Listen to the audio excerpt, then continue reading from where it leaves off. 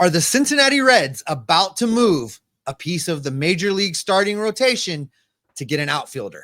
We're going to tell you on today's Locked On Reds.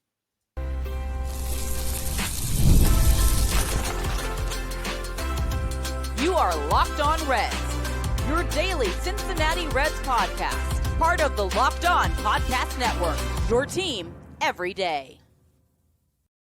Welcome into Locked On Reds. My name is Jeff Carr. His name is Steve Offenbaker, and we are lifelong Cincinnati Reds fans. We're so glad that you're alongside us here today. Look, Steve and I have been talking about the Reds combined like 14 years in a podcasting form, and we love the Cincinnati Reds team. We're glad that you do too. Locked On Reds is part of the Locked On Podcast Network. We are your team every single day, and Locked On Reds is for the Reds fan that knows what happened. They want to know why. And quite frankly, not a lot's happened in the winter meeting so far, except for rumors.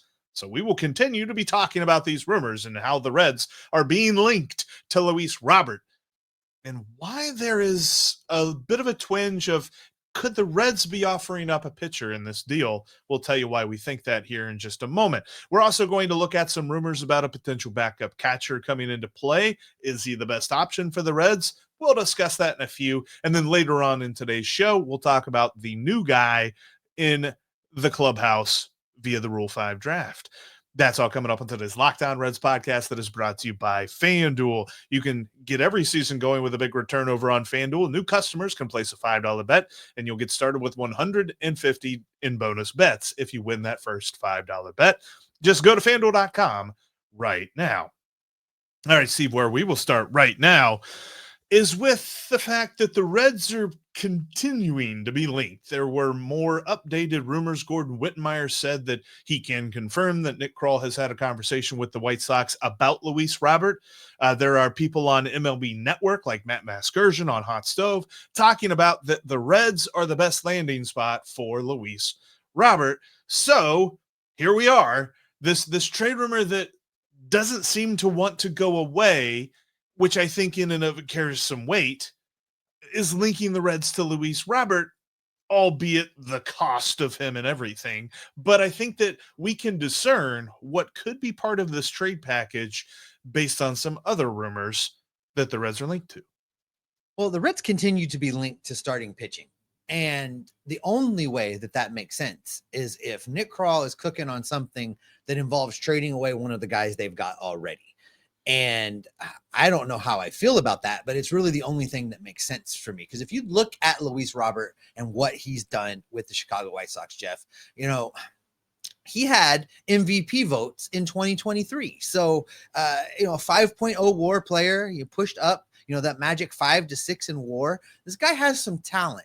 And it's going to take a lot to get him. And if we're talking about sending a major league pitcher, I think that might relieve some of the burden on the prospect capital as far as trading away the entire farm to get a guy back. But you have to weigh this and you have to be really careful. And I'm interested to see where you land on this, Jeff, because Luis Robert is a guy that, you know, you look at last season, 2024, 100 games exactly that he managed to play for the Chicago White Sox. The best year of his career, 2023, All-Star, MVP votes, et cetera, you know, 5.0 WAR, 145 games. But prior to that, 98 games, 68 games, 56 games. Guy has a hard time staying on the field. And I don't know how comfortable I am trading away major league ready pitching, major league already pitching to get a guy back that we don't know if he's going to be able to play or not. I think that this would be a move you get the press conference out for, right? You put the backdrop up, you get the mic set up, and you bring down Bob, and you bring down Nick Krall, and you bring down Brad Meader, and you hand him a jersey. This is that kind of move. We were talking about Taylor Ward on yesterday's podcast. That's not that type of move, at least not in my estimation. Luis Robert's the kind of... But with Luis Robert, you're going to have that press conference at the University of Cincinnati Medical Center because that's where he spends most of his time. Oh, I think that there is a bit of great photo op right there in the lobby of UC Cincinnati. You know, you bring out the doctors and the nurses that are going to be taking care of him, and it'll be a great press conference, Jeff.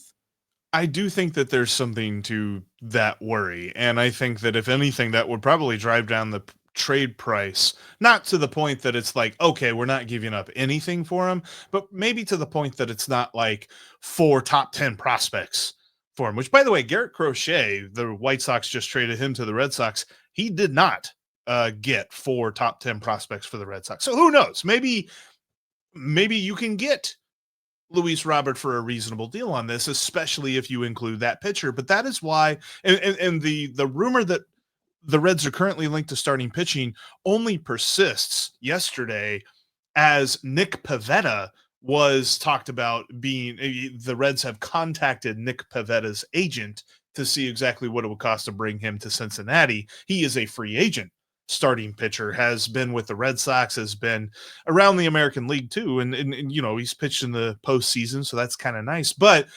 I'm with you. I think that it doesn't make sense to go spend free agent money on a starter right now. I mean, Alex Cobb got $15 million a year from the Detroit Tigers from the free agent list. If you ask our friends over at Locked On Guardians, that's insane. So when you look at these guys that are out there, the Reds almost would have to overpay too much to sign back that talent. So I ask you this, Steve, and I look at this even from the outfield perspective, because you and I have been on the record quite a bit of saying, go get Teoscar Hernández, go get Anthony Santander, and let's make this outfield great again.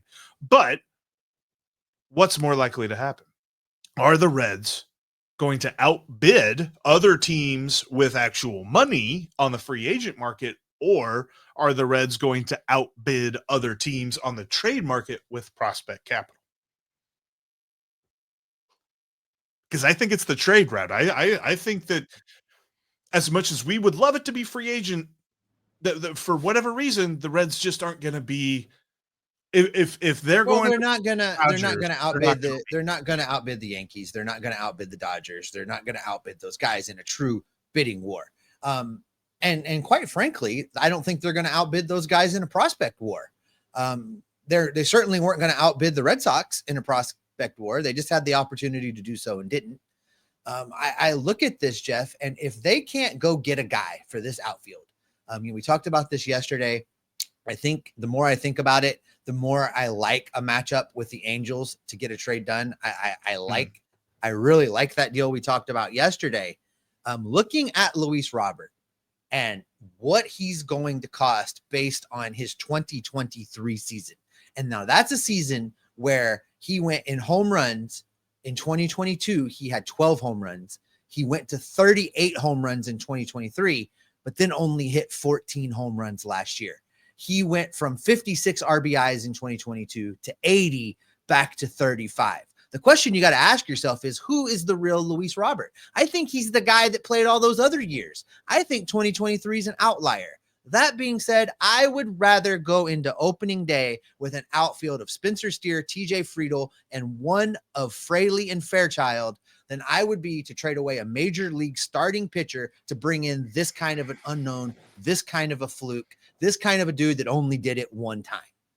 I don't think he's a fluke. And I don't think that 2024 is indicative of who he is. I can give him a pass for 2024 because think about what he played with. Had he played better, had he hit 250, maybe, had he hit 300, maybe, do you know how many games the White Sox would have won then? They might have won 50. They might have won 52 games or something like that. They only won 41 games last year. Like, there's got to be a psychological thing. These men are competitive people. They have a much more competitive drive than you and I ever have dreamed of. And to just sit there for 162 games and you just get pounded one day after the next, and it's not even close. And there's not really a moment that you can point to and you'd be like, this is why I worked my entire life to get to this baseball diamond right here. And yeah, I get it. He's making some money. But when you're sitting in the middle of a 10-0 blowout in the 6th inning and you're getting your catcher warmed up to get out there and pitch because you don't want to hurt anybody else, and you're the center fielder, you're the all-star, you're the superstar of the team, and you're looking around, you're like, what am I doing? I get the human element of it. I understand that. I give him a pass for 2024. I would be excited. I don't know what the trade package would be, but I would be excited. If it were Nick Lodolo, I'd take that. Really, for a guy whose batting average has gone down every year since 2021, a guy whose on-base percentage has gone down every year since 2021, a guy that's had one good performance year in his entire career, you're willing to trade away the potential He is of a major better league than starting any pitcher? outfielder the Reds have. He is Well, better than any outfielder. that's really not saying a whole lot. The question is, are you really Well- willing to trade away major league ready pitching? You can never have enough. You told me yesterday you can never have enough pitching. And we have talked about on this show that if you strictly platoon Fraley and Fairchild, that is a major league baseball outfielder of 115 OPS plus. That's an outfielder that's 15% better than league average. How is trading for Luis Robert maybe being a guy worth what you're talking about trading for him? Because it follows along with something that I have said going into this offseason. And I'm going to tell you what that is coming up next.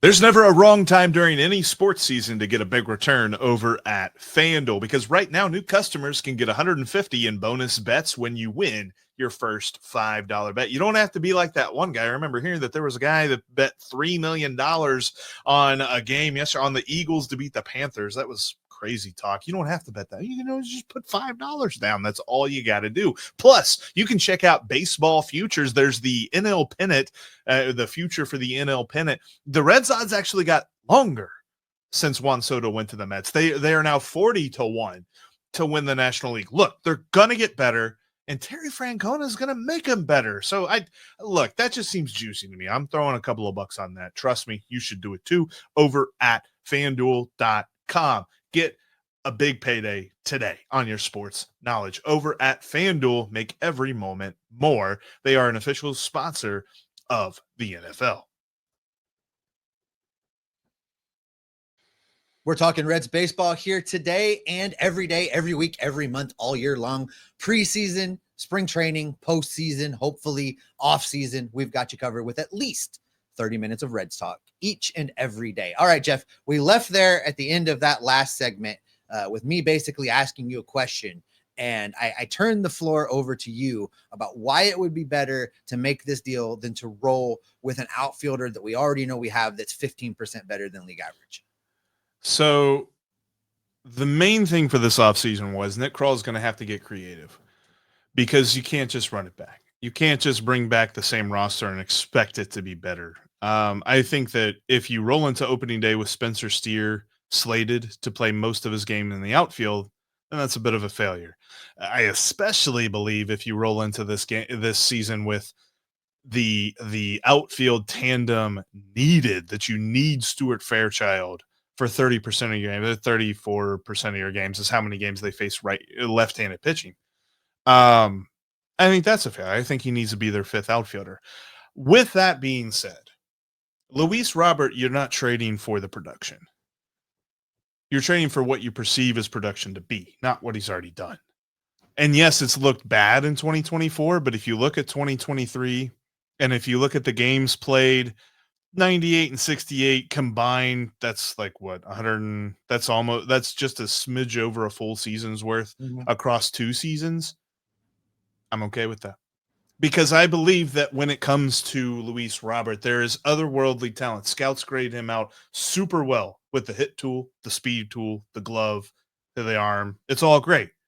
We're talking about a really good player, kind of guy that, as long as he does stay healthy, and it's hard to trade for health, and I don't think that he's injury prone any more than Matt McClain is, that this guy would make this team better. So when I look at Luis Robert, if you could tell me, let's say it's a package of Nick Lodolo, you probably have to give up one of Cam Collier or Sal Stewart, and then you're probably looking at like a middle of the range guy. I don't really know that name, but Adam Servanowski, guy that really made a little bit of a rise through the system last year, the left-handed pitcher for the Reds. So you're giving up those 3 guys for Luis Robert. That really helps reset the White Sox a bit, and I don't think that it hurts the Reds all that much. So you're willing to trade Nick Lodolo and Cam Collier in this deal for Luis Robert? Yeah, When's I'm going Cam nowhere Collier near this. getting here? When's Cam Collier getting here? It doesn't Let's talk matter. about that. Doesn't matter. If we're When going are to we trade a gonna pack, win I'm a not, ball listen, game? I am not opposed to trading those guys, but not for Luis frickin' Robert Jr., a guy that has been inconsistent, a guy that can't stay healthy. You want to talk about Matt McClain being injury prone. He got hurt one time. This guy got hurt 1 year, 2 year, 3 year, 4 years, 4 out of 5 big league seasons. This guy has been hurt and missed significant amounts of time. Again, his batting average has gone down every year for the last 4 years. His on-base percentage has gone down every year for the last 4 years. And you want to trade away Lodolo and Collier? I can't, Jeff. I mean, I want an outfielder as bad as the next person, but I don't want an outfielder for the sake of getting an outfielder. And I am unconvinced that this guy is going to be an upgrade over the Fraley Fairchild right field option. I don't see it. I don't see how this is an upgrade. I believe if they make this move, depending on just how much they have to give up, but I believe if they make a trade for Luis Robert, they're going to be up there with the best moves this offseason. But another move that the Reds are looking at is upgrading their backup catcher. And there's actually a guy that they're linked to that would be that upgrade. Rumors have swirled that the Reds have contacted James McCann. He was catching for the Orioles last season. He's been with a couple of different clubs, the Mets. He was drafted and he made his debut, or he drafted by the White Sox, made his debut with the Tigers, all that good stuff. He's been around a bit, but he's the kind of guy that would be a bit of an upgrade over Luke Maile as your backup catcher. And according to Spot Track, he's going to cost you around $3 million, if not less than $3 million for this year. I kind of like this. Yeah. I would like this signing. If you're one of those folks that have been team Yasmani Grandal, then you should be team James McCann, because McCann's a couple years younger. He's a little bit better numbers wise. He's definitely light years ahead of what Luke Maile put up last year. You look at what McCann was able to do. And again, neither one of those guys, Grandal or McCann, are young in baseball years, but this would be McCann's age 35 season. He's going to be coming off a year where his OPS plus was 94. So as a 34-year-old catcher, he performed just 6% below league average. I'll take that as a backup catcher in Cincinnati. 0.8 in WAR. Slash line's not super impressive, but he's a backup catcher. 234, 279, 388. He was good for some RBIs and a little bit of pop. He hit 8 home runs, 31 RBIs, 8 home runs. I would take this. And I've been concerned because the backup catcher market is not very deep, and the Reds need to make a move. I would hate to have to settle for a Luke Maile or, God help us, use somebody that's already in the system. Because let me tell you, there is nobody major league ready already in the system. No, and they signed Alex Jackson to a minor league contract. He'll start the year in AAA. He should be the emergency catcher if anything is needed. The Reds don't have a backup catcher currently. I've seen some people say that. I don't know why they're saying that. Alex Jackson is not the guy.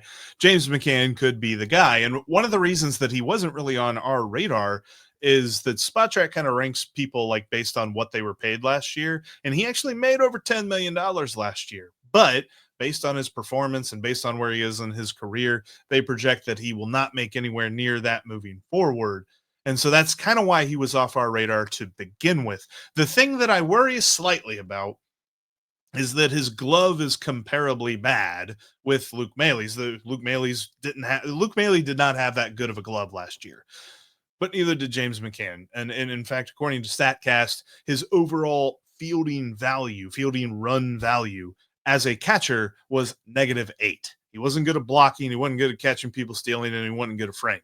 So look, he's a backup catcher there. That's the one thing where Yasmani Grandal actually has a slight advantage, is the fact that Yasmani Grandal is a better framer.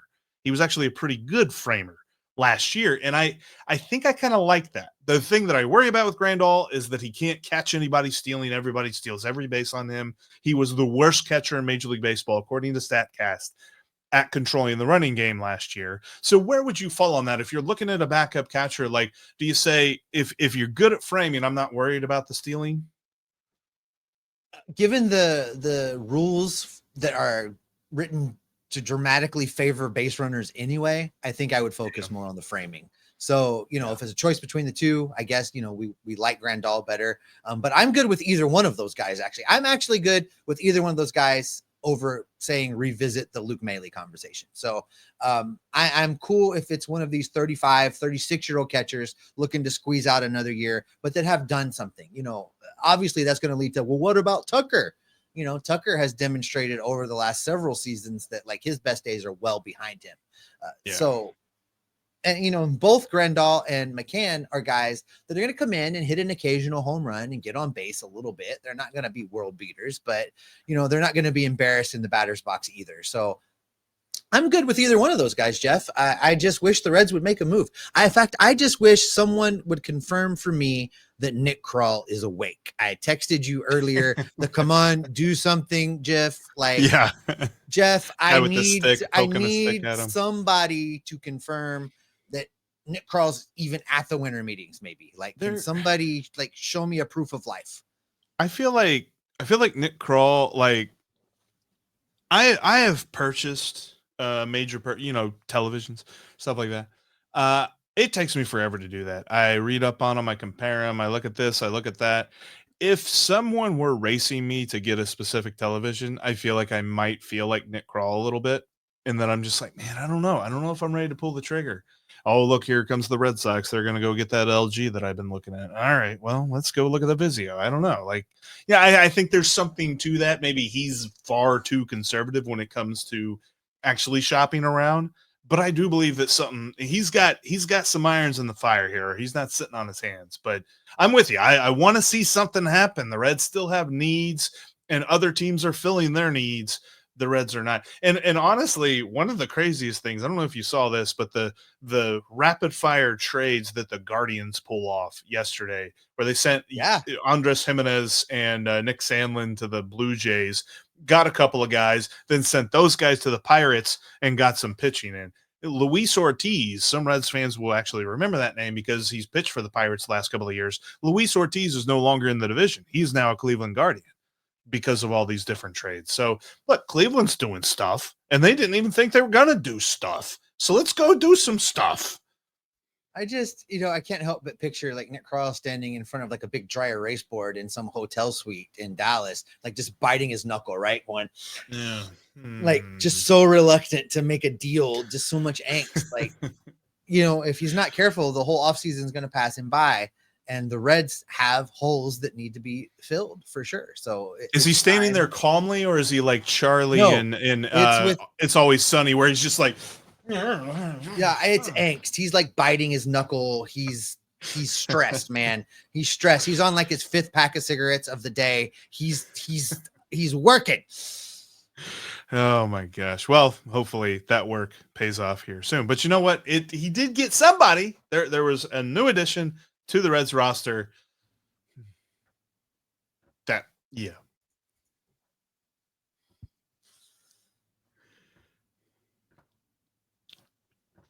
If you can't watch us, you can listen to us on literally every podcasting app there is. Make sure you subscribe today on your favorite podcasting app. If we're not out there, I'd be shocked, quite frankly. We're literally on all of those. Go check us out today. And thank you so much for joining us here, because we're literally with you every step of the way all throughout this offseason, getting you set for 2025. All these rumors that are abounding, the moves that need to be made. The Reds made a move with the Rule 5 draft. They actually selected somebody. I did not expect them to select somebody, because before we get into who Cooper Bowman is, which, by the way, that's a really good name. That's a good baseball name, Cooper Bowman. But before we get into who he is, the rules on the Rule 5 draft are this. If you pick a player in the major league portion of the Rule 5 draft, you must add them to your 26-man roster and keep them there all year. And the moment that you want to remove that player from the 26-man roster, you must offer him back for $50,000 to the team that you took him from. So the Reds took Cooper Bowman, and in Rule 5 draftees, by the way, you pay $100,000 for this player from the team that you get him from. Cooper Bowman comes over from the Oakland Athletics, and the Reds maybe got a utility guy that, if you squint really hard, could be on the end of the bench. Like, I don't know. Like, I'd love to say that there's more to this guy than that, but yeah, I don't know. He played 33 games in center field for Las Vegas last year, Jeff. That might be, Hey, maybe this is the outfielder you've been looking for. we I figured don't it know. out. If you look at his 2024 minor league, all levels combined between AA and AAA, 262, 351, 419. He hit 12 home runs. He played infield and outfield. This is depth for spring training, and I think he gets sent back to the A's. I can't see a lane. I can't imagine whose spot are you willing to give him on the 26-man roster? Because like you if could he's even on remotely yeah, think he would perform. He's not played at the big league level, so I just don't know what you do with that. I'll say this: if he's on the roster on opening day, it's because there's been a lot of injuries in spring training, like a lot. And it's not to like downplay his talents. Scouts say that he has plus speed, but he's got the Billy Hamilton thing where he's real fast and can't hit. And so you can't steal first base. And so his value would be as a defensive replacement. He could play second base really well. He could play center field. He could play in the outfield really well. His value would be as a defensive replacement / pinch runner later in the game. And if he figures out hitting, that's good, but it kind of seems like the numbers that you just said, those are his minor league numbers. I don't think that means he's figuring things out right now. Like, you're hitting 262 across the minors. That's not figuring things out. So this is also going to be his age 25 season. Right. And I'm kind of with you there. I think that he's a guy that we'll hear his name in Goodyear here in February and in March, but I don't believe that we will see him on the roster. On the converse side of things, the Reds didn't lose any players during the major league portion. They lost one player during the minor league portion. And this is a guy that I know the name. I can't remember if we've talked about him at any length on the podcast in years past. He was a middle infield prospect, Jose Torres. And I remember when he was playing with Dayton, he was actually pretty good. He played at the same time in Dayton as Ellie De La Cruz was playing in Dayton. But he just played in Chattanooga last year in AA Chattanooga. He hit 201 in 80 games at AA Chattanooga. Like, he was down on the list of prospects. Don't know that we were going to see this guy at all. The Rockies picked him in the minor league phase of the draft. Wish him all the best. If you're picked in the minor league portion of the Rule 5 draft, then there is no, you must be on somebody's roster for X amount of time. He's a Colorado Rocky is what it is. Well, and he's going to the Rockies. He has as good a shot as anybody to start on opening day. So, well, they did. I did see the Rockies made a move. They signed middle infielder Tyro Estrada from the Giants. But Estrada had a really good year 2 years ago, but not so good last year. So we'll see what that all means in Colorado. I mean, all you got to do is hit the ball in the air and the mountain's going to do the rest. So, but all in all, I was surprised to see that the Reds made a pick at the Rule 5 draft. And I know that is a different portion. There's going to be some people say, well, was Nick Krall too worried about the Rule 5 draft? I don't think this was him. I think that this was the director of scouting. This was some other guys. Probably Brad Metter was a little bit more involved with this. Nick Krall is worried about the big league stuff. He's worried about the big picture stuff.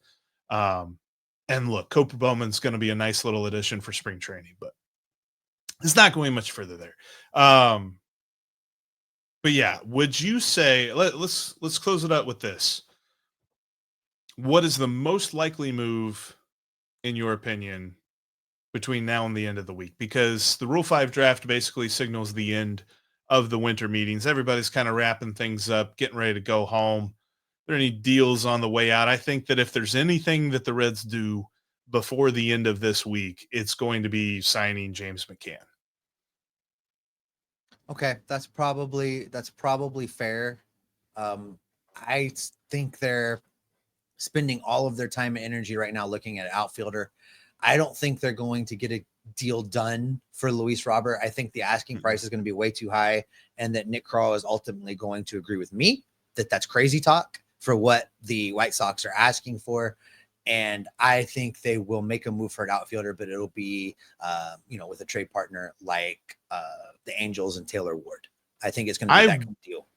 For the record, I want him to agree with you and go sign Anthony Santander or agree with me and go sign Teoscar Hernández. That would be like the easiest route, I would think. I mean, you wouldn't have to add that much to the payroll. You'd have to add like 10 million, I think, from last year. And I know that there's a lot of reporters that are saying that circle that number from last year. It's really not going to be much different. And I like if it's 115 instead of 105, but the Reds make the playoffs, they made up that difference. So just go do it. Go give Teoscar 25 million for next year or whatever it is. Like I can't believe it's more than 25 million for him at this point.